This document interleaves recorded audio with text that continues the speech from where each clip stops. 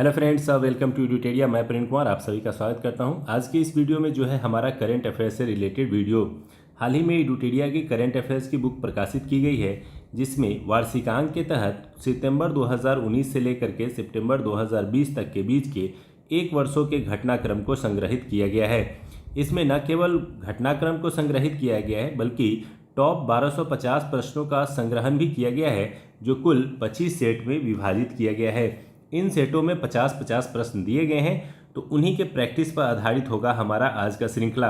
आने वाले 25 दिनों तक हम लोग टारगेट बेस के रूप में इन 25 सेटों का अध्ययन करेंगे। इनके प्रश्नों को जहां एक तरफ बनाने का प्रयास करेंगे, वहीं दूसरी ओर इन प्रश्नों पर डिस्कस करके कुछ अतिरिक्त जानकारी भी इकट्ठा करने का प्रयास करेंगे। इसमें कुल 50 प्रश्न दिए गए हैं। उम्मीद करते हैं कि इस बुक को खरीद करके आपने पढ़ा भी होगा, तो आपके लिए आसान होगा इसको समझना। जिन दोस्तों के पास ये बुक नहीं है, वो अपने नज़दीकी दुकान या फ्लिपकार्ट के माध्यम से ऑर्डर कर सकते हैं। इसका लिंक जो है वो डिस्क्रिप्शन में आपको दिया जा रहा है। तो चलिए दोस्तों, शुरू करते हैं आज के इस करंट अफेयर्स की श्रृंखला में प्रैक्टिस टेस्ट 1 के इस खंड को। आते हैं सबसे पहले प्रश्न की ओर। पहला प्रश्न हमारा है, कुपोषण की समस्या को दूर करने हेतु प्रधानमंत्री नरेंद्र मोदी द्वारा किस माह को जो है राष्ट्रीय पोषण माह के रूप में घोषित की गई है। तो हाल ही में ये बहुत ही करंट अफेयर्स की घटना है। सितंबर 2020 को घोषित किया गया है पोषण माह के रूप में। पोषण एवं स्वच्छता के प्रति जागरूकता फैलाने के उद्देश्य से इसे घोषित किया गया है, जिसके तहत 1 सितंबर से लेकर के 30 सितंबर तक महिला एवं बाल विकास मंत्रालय के माध्यम से इसे जो है पोषण के रूप में जो है माह के रूप में मनाया जाएगा। इसके तहत जितने भी आंगनबाड़ी केंद्र होंगे, वहां पर महिलाओं के पोषण एवं बच्चों के अंदर पोषण वृद्धि को लेकर के प्रयास किया जाएगा तथा जागरूकता फैलाया जाएगा। तो आप याद रख सकते हैं, सितंबर 2020 यानी 1 सितंबर से लेकर के 30 सितंबर तक मनाने की घोषणा की गई है। आते हैं दूसरे प्रश्न की ओर। भारत सरकार द्वारा मिशन कर्मयोगी नामक राष्ट्रीय कार्यक्रम की शुरुआत किया गया है, जिसका संबंध किससे है। छात्रों एवं शिक्षकों से, किसानों से, सिविल सेवकों से, मजदूरों से। इसका सही उत्तर है सिविल सेवकों से। सिविल सेवकों में रचनात्मक कार्य एवं नवाचारी क्रियाशीलता को बढ़ाने के उद्देश्य से इसकी शुरुआत जो है वो भारत सरकार द्वारा की गई है, ताकि किसी पदाधिकारी को सक्षम एवं पारदर्शी तथा अधिक क्रियाशील बनाया जा सके।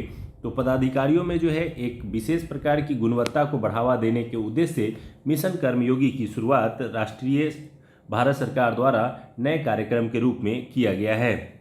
आते हैं तीसरे प्रश्न की ओर। केंद्रीय मंत्रिमंडल ने जम्मू कश्मीर में कितनी भाषाओं को आधिकारिक भाषा के रूप में मंजूरी दी है। हाल ही में केंद्रीय मंत्रिमंडल ने जम्मू कश्मीर की 5 भाषाओं को जो है आधिकारिक भाषा के रूप में मंजूरी दी है। बात करते हैं ये 5 भाषाएं कौन कौन सी है, तो इसे ध्यान रखेंगे। उर्दू, कश्मीरी, डोगरी, हिंदी एवं अंग्रेजी। ये 5 भाषाएं हैं जिनको आधिकारिक भाषाओं के रूप में मान्यता दी गई है। नेक्स्ट प्रश्न की ओर आते हैं। नई राष्ट्रीय शिक्षा नीति जिसे लागू किया गया है, उसे लागू करने वाला देश का पहला राज्य कौन बन गया है। आपको बता दें कि इसका सही उत्तर है हिमाचल प्रदेश।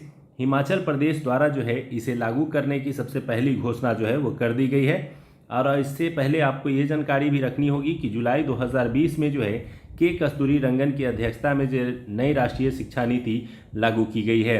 हालांकि कर्नाटक राज्य वो पहला राज्य था जिसने घोषणा की थी कि हम इसे लागू करेंगे, लेकिन उससे पहले ही हिमाचल प्रदेश द्वारा इसे लागू कर दिया गया है। आइए 5वें प्रश्न की ओर चलते हैं। 5वां प्रश्न है, वर्ष 2021 में आयोजित होने वाले खेलो इंडिया यूथ गेम्स के 4थे संस्करण का आयोजन यानी उसकी मेज़बानी किस राज्य को सौंपी गई है। तो हाल ही में इसकी घोषणा की गई थी और हरियाणा राज्य को ये सौंपा गया है। हरियाणा के पंचकुला में जो है वर्ष 2021 का खेलो इंडिया यूथ गेम्स आयोजित किया जाएगा। बात करें तो इससे पहले पहला खेलो इंडिया यूथ गेम्स जो है वो दिल्ली में आयोजित किया गया था। दूसरा खेलो यूथ इंडिया गेम्स जो है वो महाराष्ट्र में आयोजित किया गया था, जबकि तीसरा पिछला बार असम के गुवाहाटी में आयोजित किया गया था। आते हैं 6ठे प्रश्न की ओर। मध्य प्रदेश के राज्यपाल लालजी टंडन की मृत्यु के बाद उनके स्थान पर किसे जो है यह पद या कार्यभार सौंपा गया है। तो इसका सही उत्तर है आनंदीबेन पटेल, जो कि उत्तर प्रदेश की राज्यपाल हैं इन्हें अतिरिक्त प्रभार के रूप में मध्य प्रदेश के राज्यपाल का प्रभार सौंपा गया है। इससे पहले ये गुजरात की मुख्यमंत्री रह चुकी हैं। आते हैं 7वें प्रश्न की ओर। नीति आयोग द्वारा जारी आकांक्षी जिला डेल्टा रैंकिंग 2020 के तहत किस जिले को प्रथम स्थान प्राप्त हुआ है? तो आकांक्षी जिला डेल्टा रैंकिंग जो है वो नीति आयोग द्वारा जारी किया जाता है। सबसे पहले इसे आप ध्यान रखेंगे। और इसके तहत जो प्रथम स्थान दिया गया है वो बीजापुर को दिया गया है। यहाँ से आपको एक प्रश्न पूछा जा सकता है कि यह कौन बीजापुर है? तो यह बीजापुर छत्तीसगढ़ राज्य में स्थित है। तो सबसे पहले ये याद रखेंगे कि ये छत्तीसगढ़ का है, यानी पहला स्थान जो प्राप्त हुआ है बीजापुर जिले को, ये छत्तीसगढ़ से संबंधित है। हालांकि इसी में दूसरा स्थान जो है रिभोई को प्राप्त हुआ है जो मेघालय से संबंधित है, और तीसरा स्थान बहराइच को प्राप्त हुआ है जो उत्तर प्रदेश में है। यह पिछड़े क्षेत्रों को विकास के लिए जारी किया जाने वाला एक रैंकिंग है ताकि पिछड़े जिलों को अग्रणी जिला में शामिल किया जा सके। आते हैं 8वें प्रश्न की ओर। फ्रांस के नए प्रधानमंत्री के रूप में किसे नियुक्त किया गया है? हाल ही में फ्रांस के नए प्रधानमंत्री की नियुक्ति हुई है और इसका सही उत्तर है जेन कैस्टेक्स। जेन कैस्टेक्स को जो है हाल ही में प्रधानमंत्री के लिए चुना गया है फ्रांस में, और फ्रांस के जो राष्ट्रपति है अभी वो इमैनुअल मैक्रोन हैं। आते हैं 9वें प्रश्न की ओर। 9वां प्रश्न है, हाल ही में भारत सरकार द्वारा नई शिक्षा नीति को मंजूरी प्रदान की गई है। इसके संबंध में निम्नलिखित में से कौन सा कथन सत्य नहीं है? तो सत्य नहीं है को चुनना है। आइए देखते हैं इनके 4 बिंदुओं को। पहला है मानव संसाधन विकास मंत्रालय का नाम बदलकर शिक्षा मंत्रालय रखा गया, बिल्कुल सही है। दूसरा है के कस्तूरीरंगन समिति की सिफारिश पर नई शिक्षा नीति को मंजूरी मिली है, यानी इसके जो हेड थे वो के कस्तूरीरंगन थे, तो ये भी सही है। तीसरा पॉइंट है स्कूलों में 10+2 के स्थान पर अब 5+3+3+4 के फॉर्मेट में जो है इसे अपनाया जाएगा। और चौथा है शिक्षा पर जीडीपी का 8% तक खर्च करने का लक्ष्य रखा गया है।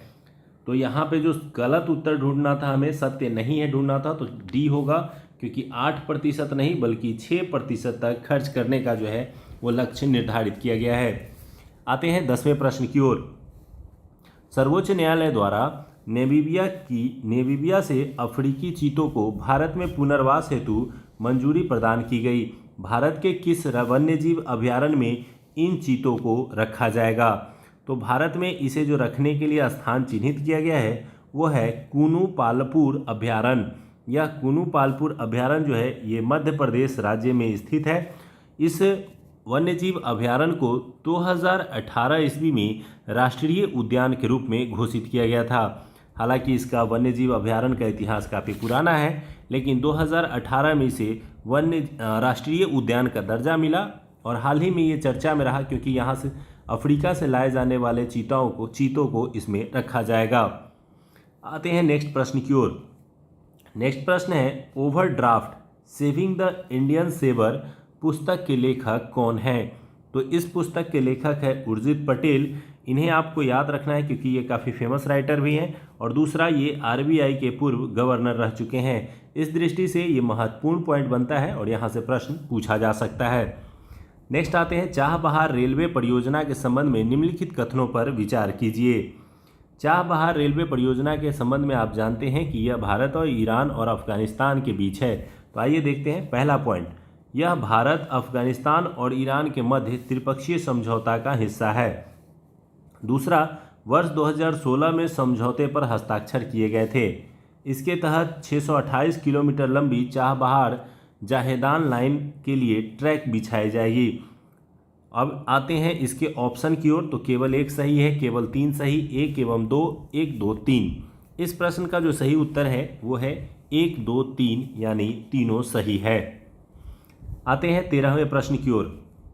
आज़ाद पट्टन और कोहाला जल विद्युत परियोजनाओं के निर्माण को लेकर किन 2 देशों के मध्य हाल ही में समझौता हुआ था?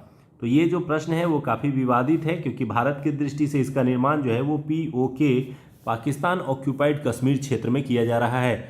आप समझ गए होंगे कि यह जो है वो विवाद चीन और पाकिस्तान के बीच समझौते के कारण उत्पन्न हुआ है और भारत इससे नाराज़गी प्रकट करता है। जुलाई 2020 में यह समझौता किया गया है जिसके तहत पीओ के क्षेत्र में झेलम नदी पर आज़ादपट्टन और कोहाला जल विद्युत परियोजना का निर्माण किया जाएगा। आते हैं 14वें प्रश्न की ओर। संयुक्त राष्ट्र महासचिव एंटोनियो गुटरेस ने अपने नए सलाहकार समूह में किस भारतीय को शामिल करने हेतु नामित किया है? तो इसका सही उत्तर है अर्चना सोरेंग। अर्चना सोरेंग का संबंध ओडिशा राज्य से है और अर्चना सोरेंग भारत में जलवायु कार्यकर्ता के रूप में काफ़ी चर्चित रहे हैं, जिसके कारण यूएन में जलवायु से संबंधित सलाहकार के रूप में इन्हें नामित किया गया है। आते हैं 15वें प्रश्न की ओर।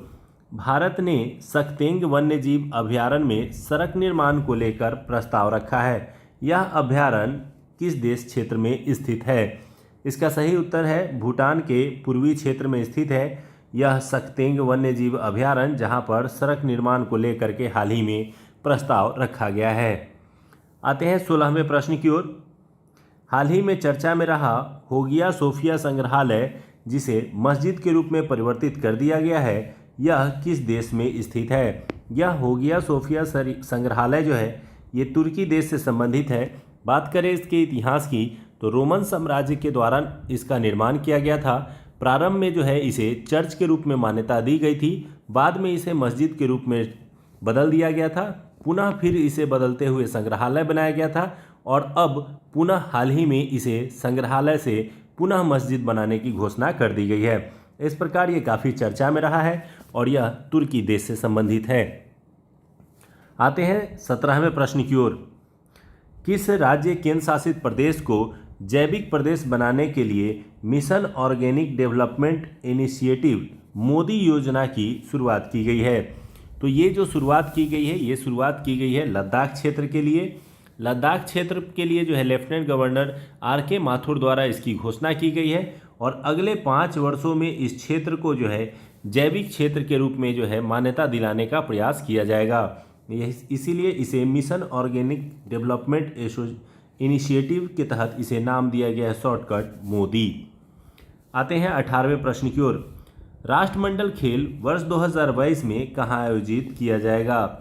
इसकी जो शुरुआती घोषणा की गई थी उसके तहत इसका आयोजन डरबन में किया जाना था, लेकिन हाल ही में अब इसकी घोषणा की गई है कि इसका आयोजन इंग्लैंड के बर्मिंघम में किया जाएगा। इसलिए इसका सही उत्तर होगा इंग्लैंड के बर्मिंघम में किया जाएगा।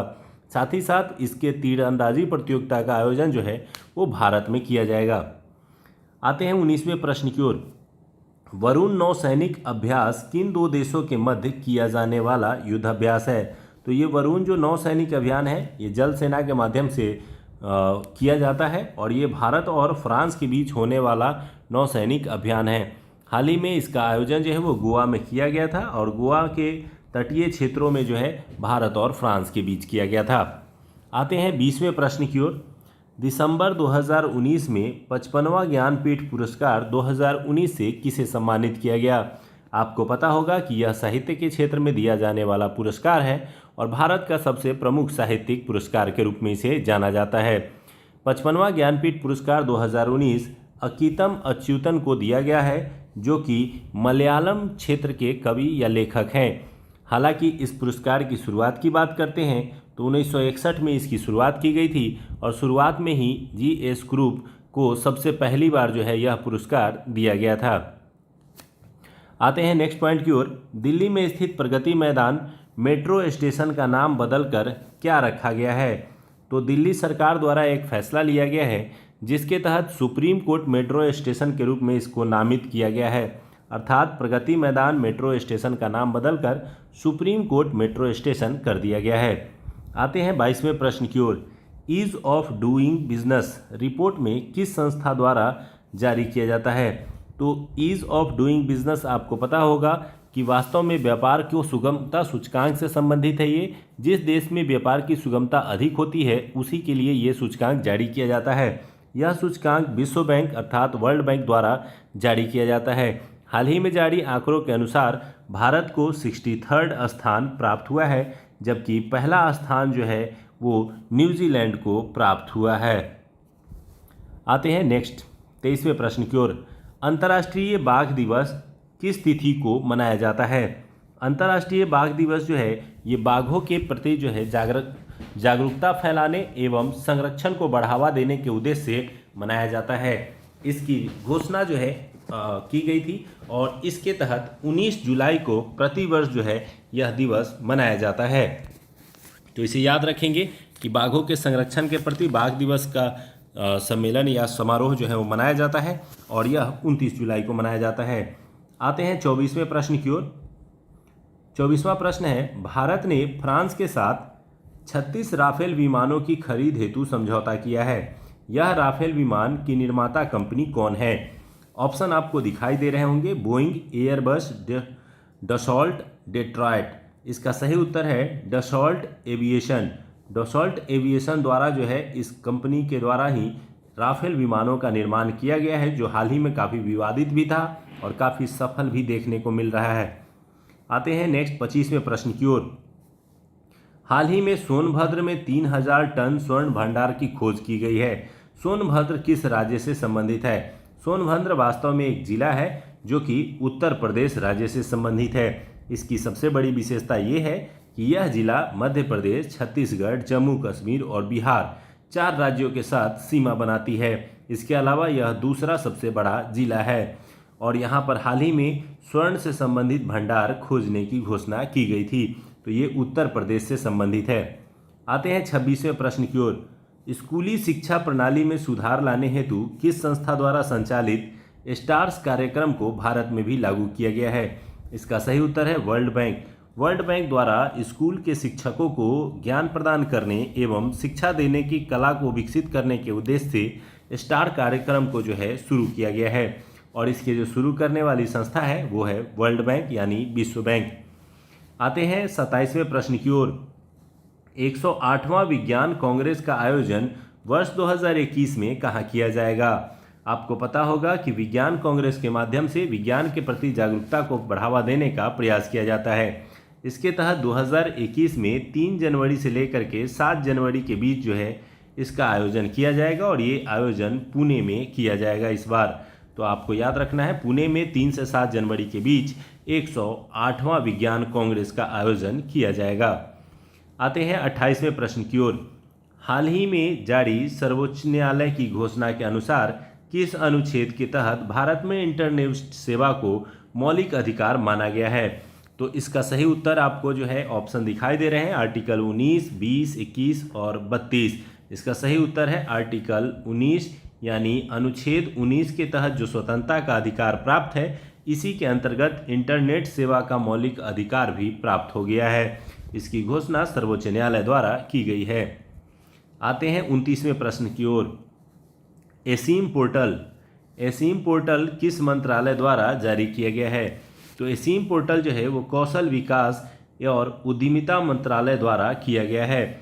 आपको यहाँ एक महत्वपूर्ण बिंदु ये याद रखना है कि लॉकडाउन की परिस्थितियों के बीच जिस प्रकार से रोजगार घटे हैं, उन्हीं रोजगारों को बढ़ावा देने एवं रोजगार सृजन के प्रति प्रोत्साहन करने के लिए इस पोर्टल का निर्माण किया गया है ताकि रोजगारों की तलाश की जा सके एवं नए रोजगार सृजित किए जा सके। आते हैं 30वें प्रश्न की ओर। चर्चा में रहे IM विजयन का संबंध किस खेल से है? IM विजयन भारतीय फुटबॉल टीम के कैप्टन रह चुके हैं, अर्थात IM विजयन जो हाल ही में चर्चा में थे वह फुटबॉल खेल से संबंधित है। आते हैं 31वें प्रश्न की ओर।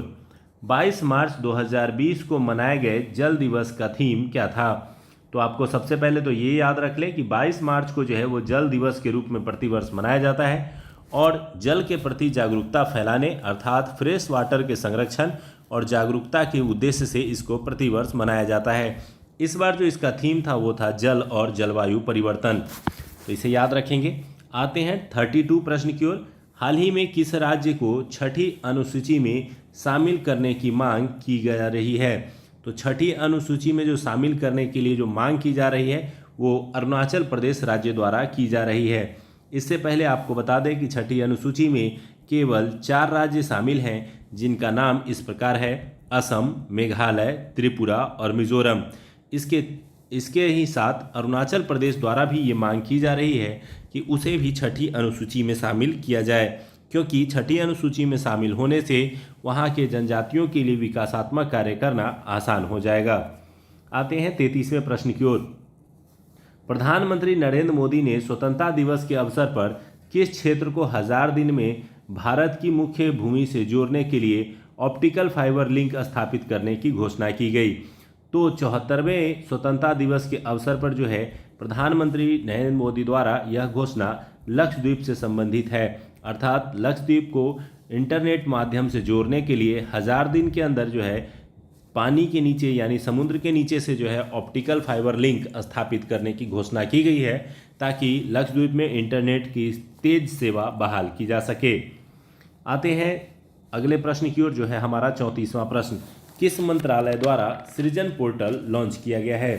तो हाल ही में इसका जो लॉन्चिंग है वो किया गया है रक्षा मंत्रालय के द्वारा। तो आप इसे सबसे पहले याद रखेंगे कि ये घोषित किया गया है रक्षा मंत्रालय द्वारा, और रक्षा मंत्री राजनाथ सिंह ने इसकी घोषणा की और इसे लागू किया है। आते हैं अगले पॉइंट में, और किस देश के समुद्री क्षेत्र में तेल रिसाव के कारण वहां पर्यावरणीय आपातकाल की घोषणा कर दी गई है? तो इस प्रश्न का जो सही उत्तर है वो है मॉरिशस। मॉरिशस क्षेत्र से एक जापानी जहाज से तेल रिसाव होने के कारण इस प्रकार की घोषणा की गई। तेल की बड़ी मात्रा हिंद महासागर के ऊपर तैरने लगी, जिसके कारण मॉरिशस के आसपास के क्षेत्रों में तेल ही तेल हो गया, जिससे जलवायु परिवर्तन की खतरा उत्पन्न हो गया और पर्यावरणीय समस्या को देखते हुए यहाँ पर्यावरणीय आपातकाल लागू कर दिया गया। आते हैं अगले पॉइंट की ओर। इजराइल यूएई शांति समझौते के संबंध में निम्नलिखित कथनों में कौन सा सही नहीं है? आइए देखते हैं कौन से कथन सही नहीं हैं। पहला है, इजराइल से समझौता करने वाला यूएई पहला खाड़ी देश बन गया है। तो कई देशों के साथ बातचीत तो जरूर थी, लेकिन समझौता जो है वो करने वाला पहला यूएई देश बना। इसे अब्राहम समझौता भी कहा गया है। तथा तीसरा पॉइंट है, इजराइल तथा जॉर्डन के बीच स्थित वेस्ट बैंक क्षेत्र को इजराइल के अधिकार में कर दिया गया है। अब आते हैं ऑप्शंस की ओर। केवल एक सही है, केवल 3 सही है, 1 एवं 2 सही है, 2 एवं 3 सही है। इस प्रश्न का जो सही उत्तर है वो सही उत्तर ये है 1 एवं 2 सही है, तीसरा गलत है, क्योंकि इसके तहत जो है इजराइल एवं जॉर्डन के बीच स्थित वेस्ट बैंक पर इजराइल का अधिकार प्राप्त नहीं हुआ है, बल्कि इजराइल ने इस पर अपना दावा त्याग दिया है। आते हैं अगले प्रश्न की ओर। 37वें प्रश्न में आते हैं, हाल ही में भारत के नियंत्रण महालेखा परीक्षक के रूप में किसे नियुक्त किया गया है? तो भारत के महानियंत्रक लेखा परीक्षक के रूप में चुना गया है गिरीश चंद्र मुर्मू को, जो कि एक महत्वपूर्ण पद होता है कैग का, और इन्हें अगस्त 2020 में चुना गया है। आते हैं 38वें प्रश्न की ओर। दुनिया में 600 विकेट लेने वाले पहले तेज गेंदबाज कौन बन गए हैं? तो आपको पता होगा कि मुथैया मुरलीधरन सबसे ज़्यादा विकेट लेने वाले गेंदबाज थे, लेकिन बात यहाँ हो रही है सबसे तेज गेंदबाज, जो तेज बॉलिंग करने वाले गेंदबाजों में 600 विकेट लेने वाले एकमात्र गेंदबाज बने हैं, वो है जेम्स एंडरसन, जो कि इंग्लैंड से तरफ से खेलते हैं। इन्होंने 156 मैचों में यानी 156 टेस्ट मैचों में ये कारनामा कर दिखाया है। आइए 39वें प्रश्न की ओर आते हैं। किस राज्य के प्रसिद्ध मंडोली केला, हरमल मिर्च एवं खेज मिठाई को जीआई टैग प्रदान किया गया है? तो आपको पता होगा कि ज्योग्राफिकल जो है इंडिकेशन के लिए जीआई टैग दिया जाता है, और यह जो आप 3 नाम देख रहे हैं, मंडोली केला, हरमल मिर्च और खेज मिठाई, ये तीनों जो है वो संबंधित है गोवा राज्य से। तो इस प्रश्न का सही उत्तर है गोवा। आते हैं 40वें प्रश्न की ओर। पर्यावरण सुरक्षा के उद्देश्य से केंद्र सरकार ने किस राज्य में ग्रीन एजी प्रोजेक्ट लॉन्च की है? तो ग्रीन एजी प्रोजेक्ट जो है ये लॉन्च किया गया है मिजोरम में, और इस प्रश्न का सही उत्तर है मिजोरम। इसमें मुख्य रूप से कृषि से होने वाले प्रदूषण या उत्सर्जन को कम करने के लिए जो है ग्रीन एजी प्रोजेक्ट की शुरुआत जो है वो मिजोरम राज्य में की गई है। आते हैं 41वें प्रश्न की ओर। हाल ही में नुआखाई फसल उत्सव का आयोजन किस राज्य में किया गया है? तो नुआखाई फसल उत्सव जो है इसका आयोजन हाल ही में ओडिशा में किया गया है, और इसका जो आयोजन किया गया वो धान की फसल के लिए स्पेशली किया गया है कि धान की फसल की कटाई के समय धान के इस नए पौधों से प्राप्त अनाज का जो है उपयोग मिष्ठान के रूप में किया जाता है, मिठाइयों के रूप में बनाने के रूप में, या मीठे पकवान बनाए जाते हैं, और उसको खा करके जो है इस उत्सव को मनाया जाता है। अर्थात ये फसलों के स्वागत में मनाया जाने वाला त्यौहार है। यह त्यौहार जो है वो छत्तीसगढ़ में भी मनाया जाता है। अभी फिलहाल जो मनाया गया है वो ओडिशा में मनाया गया है, जिसके ऊपर प्रधानमंत्री द्वारा भी बधाई दी गई थी। आते हैं 42वें प्रश्न की ओर। केरल सरकार द्वारा पहली बार समुद्री एम्बुलेंस सेवा की शुरुआत की गई है, जिसका नाम क्या रखा गया है? तो इसका नाम रखा गया है प्रतीक्षा। वास्तव में प्रतिवर्ष केरल में मछली पकड़ने के क्रम में कई नाव दुर्घटना होते हैं और बड़ी संख्या में मछुआरे मारे जाते हैं। ऐसे में मछुआरों को बचाने एवं मछुआरों को जो है समुद्र में एम्बुलेंस जैसी सेवा उपलब्ध कराने के उद्देश्य से ही ये प्रतीक्षा नामक जो है एम्बुलेंस सेवा की शुरुआत की गई है। तो राज्य याद रखेंगे केरल और नाम याद रखेंगे प्रतीक्षा। आते हैं 43वें प्रश्न की ओर। 43वां प्रश्न है, विश्व जैव ईंधन दिवस कब मनाया जाता है? तो विश्व जैव ईंधन दिवस के रूप में मनाया जाता है 10 अगस्त को। वास्तव में यह पेट्रोलियम और प्राकृतिक गैस मंत्रालय द्वारा मनाया जाता है और इसके माध्यम से विश्व में जैव ईंधन को बढ़ावा देने का प्रयास किया जाता है, क्योंकि ये प्रदूषण रहित होते हैं। आते हैं 44वें प्रश्न की ओर। 29 अगस्त को राष्ट्रीय खेल दिवस के अवसर पर 5 खिलाड़ियों को राजीव गांधी खेल रत्न पुरस्कार प्रदान किया गया है। निम्नलिखित में से कौन उसमें शामिल नहीं है? पहला ऑप्शन है मरियप्पन टी, दूसरा ऑप्शन है विनेश फोगाट, तीसरा है मनिका बत्रा और चौथा है जसप्रीत बुमराह। इसका सही उत्तर जो है वो है जसप्रीत बुमराह। इन्हें जो है यह पुरस्कार इस वर्ष नहीं दिया गया है, जबकि इसमें जो 5 पुरस्कार प्राप्त करने वाले व्यक्तियों में मरियप्पन है, विनेश फोगाट है, मनिका बत्रा है, रोहित शर्मा है एवं रानी रामपाल हैं। ये 5 व्यक्ति हैं जिन्हें इस बार राष्ट्रीय खेल रत्न पुरस्कार दिया गया है। आते हैं 45वें प्रश्न की ओर। उत्तर प्रदेश सरकार ने बुंदेलखंड में जल संकट की समस्या को दूर करने के लिए किस देश के साथ समझौता किया है? तो हाल ही में बुंदेलखंड में जल संकट की समझौता को दूर करने के लिए जो है यह समझौता जो है वो इजराइल के साथ किया गया है। आपको पता होगा कि इजराइल अपने जो है समुद्री जल को जो है अच्छे से उपयोग करने एवं ड्रिप सिंचाई तथा जल की संकट को दूर करने के लिए कई नवीन तकनीकों के लिए इजराइल को जाना जाता है। आते हैं 46वें प्रश्न की ओर। पुस्तक सियासत में सदस्यता के लेखक कौन है? तो सियासत में सदस्यता ये पुस्तक जो है वो लिखी गई है विजय कुमार चौधरी के द्वारा, जो बिहार विधानसभा के अध्यक्ष हैं और इनके ही विचारों पर आधारित है पुस्तक सियासत से सदस्यता। आते हैं नेक्स्ट 47। निम्नलिखित अर्जुन पुरस्कार 2020 से सम्मानित व्यक्तियों के संबंध में निम्नलिखित में से कौन सही नहीं है? तो आपको Ishan Sharma cricket, Manu Bhaker shooting, Suyash Jadhav para तैराकी से संबंधित है, जबकि दीप्ति शर्मा का संबंध हॉकी से नहीं है। तो इस प्रकार से इसका जो सही उत्तर है वो ऑप्शन बी है। 48 प्रश्न की ओर आते हैं। प्रधानमंत्री नरेंद्र मोदी की अध्यक्षता में बिहार में किस जिले में नए एम्स की स्थापना की मंजूरी दी गई है? तो हाल ही में प्रधानमंत्री नरेंद्र मोदी ने घोषणा की है, जिसके बाद पटना के बाद जो है दरभंगा में जो है एम्स बनाने की घोषणा की गई है। तो अभी जो एम्स है वो कहाँ है? वो पटना में है और दूसरा एम्स का निर्माण जो है वो कहाँ किया जाएगा? तो ये दरभंगा में किया जाएगा। आते हैं 49वें प्रश्न की ओर। विश्व में सड़क नेटवर्क के मामले में भारत को कौन सा स्थान प्राप्त है? ऊपर से प्रथम, ऊपर से द्वितीय, नीचे से प्रथम, नीचे से द्वितीय। इसका सही उत्तर है ऊपर से द्वितीय। ऊपर से द्वितीय से तात्पर्य ये है कि पहला स्थान अमेरिका का है जहां सबसे अधिक सड़कों की लंबाई है, दूसरा स्थान जो है वो भारत को प्राप्त है, जबकि तीसरा स्थान चाइना का है। आते हैं इस श्रृंखला में अंतिम प्रश्न की ओर।